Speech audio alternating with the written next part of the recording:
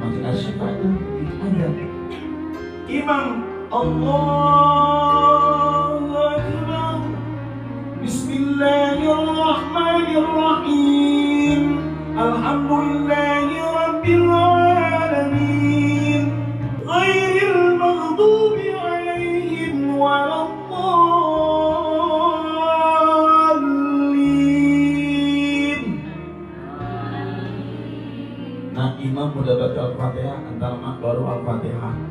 Kira imam Assalamualaikum warahmatullahi. Nah, imam udah selesai sholatnya, apa kata anaknya? Ntar mah sholat besok juga ada lagi.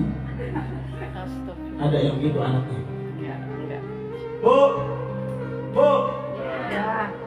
saya yakin ibu yang ada di sini, bapak yang ada di sini, udah nggak mikirin lagi urusan dunia. Dunia cuma sekedarnya aja. Dunia cuma numpang lewat. Kita semuanya udah fokus untuk menghadap Allah kelak nanti, apa yang harus kita bawa dan kita pertanggungjawabkan. Betul Bu? Betul Pak? Kerja ya kerja, tapi niatin kerjanya untuk ibadah, menafkahi istri dan anak kita. Kan jadi ibadah.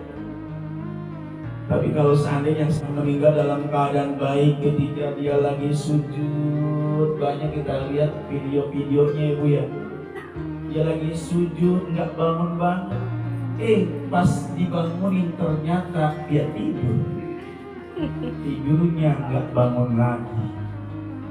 Ada seorang ulama yang sedang berkoar menyampaikan dakwahnya, tiba-tiba dia lemes dan jatuh dari mimbarnya. Ternyata inna lillahi wa inna ilaihi raji'un. Seorang qori di Jawa Timur ketika lagi acara haul, dia sedang membaca surat Al-Mulk. Tabarakalladzi biyadihil mulku wa huwa ala kulli syai'in qadir, alladzi khalaqal mauta wal hayata liyabluwakum ayyukum ahsanu amala wa huwal azizul ghafur. Saat itu dia menghabiskan umurnya dan kehidupannya, meninggal dunia ketika membaca ayat Al-Quran tentang kematian. Makanya saya ngeri-ngeri nih Bu. Ini lagi ngomong kematian soalnya. Ya Allah, mudah-mudahan yang paling penting husnul khotimah. Oleh karena itu kata Nabi, selama kita diberikan kesempatan hidup di alam dunia ini, jangan sia-siakan umur kita, kecuali kita niatkan untuk ibadah kepada Allah dan untuk beramal soleh serta memberikan manfaat buat orang banyak. Apalagi di sini Pak RT, Pak RW, Pak Sekjen, ini ladang amal, bisa memberikan suatu hal yang bermanfaat buat orang lain. Maka ketika amal kita dilaksanakan oleh orang lain sampai kita meninggal dunia, maka kebaikan-kebaikan itu akan menjadi amal jariah buat kita di hadapan Allah Subhanahu wa taala. Dan sebaliknya, syarrun nas, seburuk-buruk manusia, ketika diberikan umur panjang oleh Allah, umur yang diberikan oleh Allah tidak digunakan untuk beramal soleh. Bahkan sampai saat ini umurnya sudah 70 tahun, dia masih senang bermaksiat kepada Allah Subhanahu wa taala. Bahkan dia bangga dengan maksiatnya. Ada nggak yang gitu? Ada nggak? Siapa orangnya? Ada di sini? Ya. Ya Allah, ketika nikmat diberikan banyak oleh Allah, ternyata digunakan untuk maksiat sama Allah.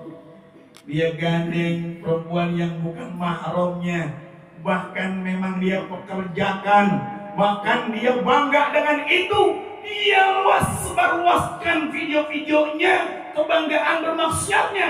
Ini hati-hati orang yang demikian ini, orang yang tidak akan mendapatkan ampunan Allah Subhanahu wa taala. Kenapa? Rasulullah yang katakan dalam hadisnya, kullu ummati mu'afa, setiap umatku ini akan mendapatkan ampunan dari Allah Subhanahu wa taala, illal mujahirin, kecuali kaum mujahirin. Siapa mereka kaum mujahirin? Mereka yang malamnya maksiat kepada Allah, berbuat dosa, berzina, lalu paginya dia ceritakan kepada temannya bahwa malam saya telah berzina, saya semalam telah bermaksiat. Ini orang yang gak akan diampuni oleh Allah Subhanahu wa Ta'ala. Ada nggak di situ gini? Semalam saya bicara sama janda, diceritain sama Pak Sekjen malam saya jalan sama janda. Gak tahu apa, Pak Sekjen bilang, gak boleh. Boleh Pak Sekjen, orang jandanya emak saya.